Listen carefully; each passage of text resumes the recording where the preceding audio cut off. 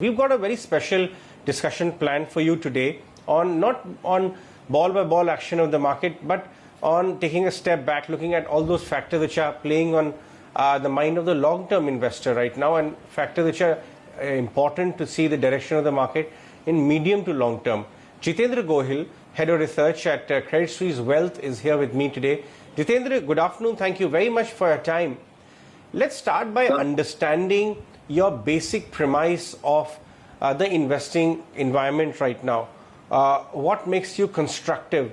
Good to have you back on the show after a long time, and this time you're sounding much more constructive than last time. Talk to us about your view. Yeah, hi Ajay. Thank you for inviting me on your show. So basically, what we are hearing from the market is that market is mostly concerned about valuation, the state of economy. So let me put the perspective about what we think about the market from a medium to long-term perspective. We think equity market is a relative asset class, and if you think 20 times P is expensive, then we were also looking at the debt market, where we think sovereign bond yields are extremely low, and hence from debt to equity investment is continue to happen over the near to medium term. So while the election is on the way, we think market may remain volatile, but from a equity market perspective, from a medium to long term, we think equity market will remain positive from 6 months to 9 months perspective. And that is because we think yields are going to remain lower for longer. And also from an Indian perspective, our GDP has been pretty weak in the past quarter, but we are seeing continuous improvement, and the momentum is actually much better than what market was expecting. So if you look at past few weeks data points, whether it's support traffic growth or whether it is oil and petrol sales, I think we are seeing good recovery despite no support from the government so far, no major support from the government on the fiscal front. But we think recovery is taking place, and some of the companies that are gaining market share are heavyweights in the indices, and hence market may remain well supported post US elections in our view.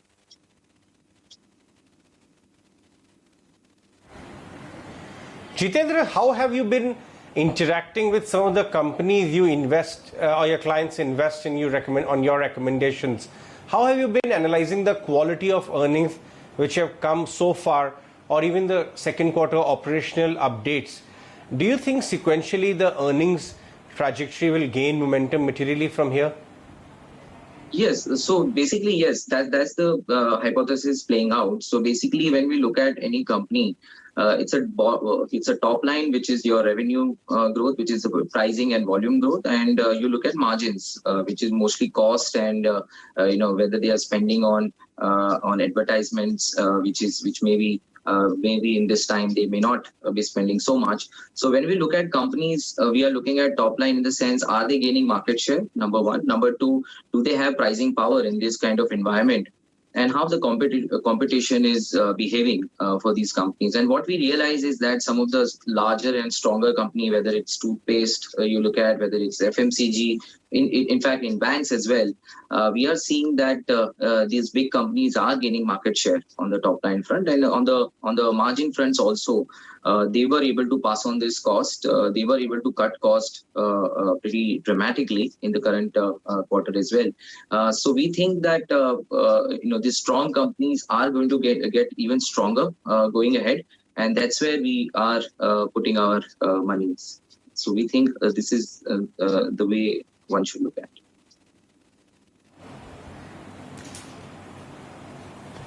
Right. Jitendra, talk to us about the kind of theme which you are following. What kind of a model portfolio, if you will, do you have made for clients? A mix of all kind of market capitalization, a bit of mid cap as well. If say one have to take a view of 1 to 2 years, what kind of portfolio are we talking about here? If not names, themes. Of course. So we look at sector allocation in our model portfolio. So some bets or some positions are really long term. For example, IT. So we think that IT sector is going to remain pretty resilient in the next couple of years. So IT remains one of our preferred bets in our model portfolio.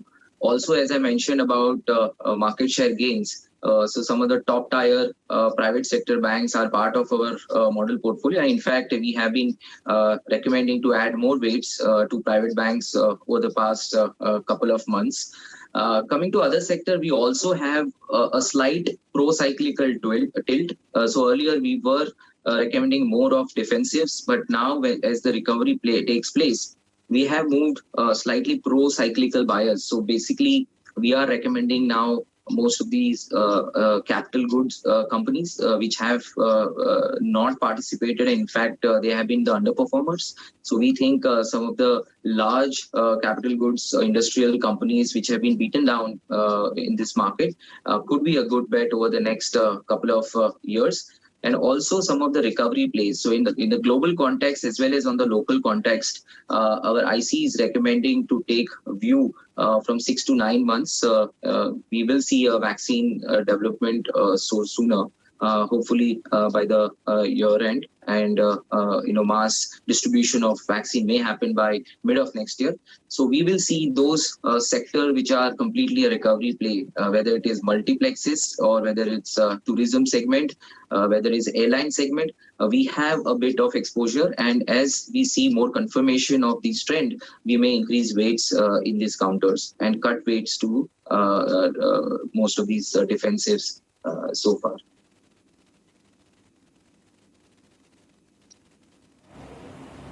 Right. Jitendra, how do you see the event risk which lies ahead in the extremely short term, US elections? And also, do you see another stimulus coming from US? What are you gathering from your peers across the globe? Yeah, obviously. So historically, whenever there's such large or big election, market volatility increases significantly. And this is a US elections where it's very difficult to actually predict. Right now, market is anticipating Mr. Joe Biden to win both the houses, and it will be a clean sweep, but it may not be that simple. And if we see a kind of a fractured mandate or one party not winning both the houses, then probably market will see some kind of a sell-off.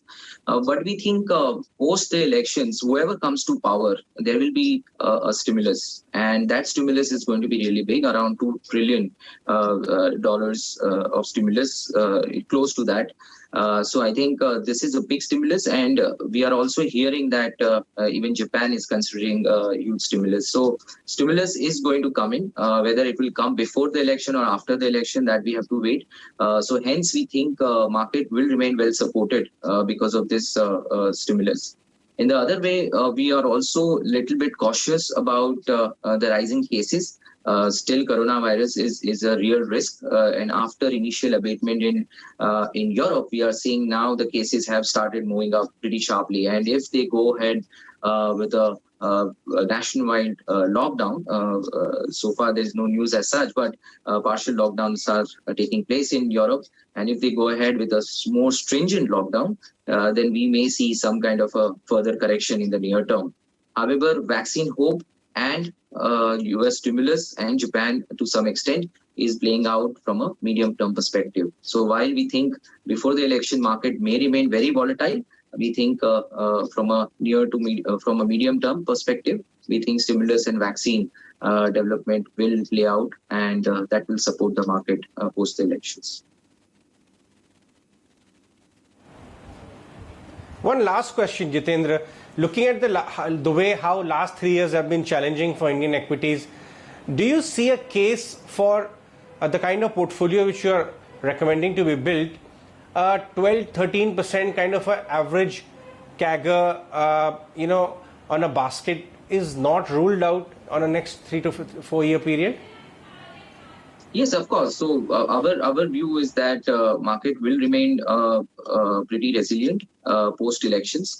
And we think that if you look at it from an Indian context, there are sectors which are growing about 12 to 15% kind of a range. If the EPS growth is so strong, I think the price movement contribution will also be pretty strong. So there are certain sectors which are going to grow at around 15% and yeah, it is pretty much possible. So for example, even you look at the consumption sector where the valuation is pretty stretched compared to historical standard as well, but they are going to go ahead and doing capex for the next 2-3 years. So that is also giving us more confidence that companies who are doing good are going to do well, and 12 to 13% kind of returns is a reasonable kind of expectations from an Indian equity market.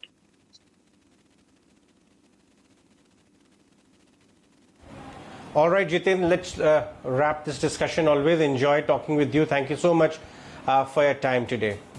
That was Jitendra Gohil of Credit Suisse. Time for a very short break. More news and analysis on the other side of this break.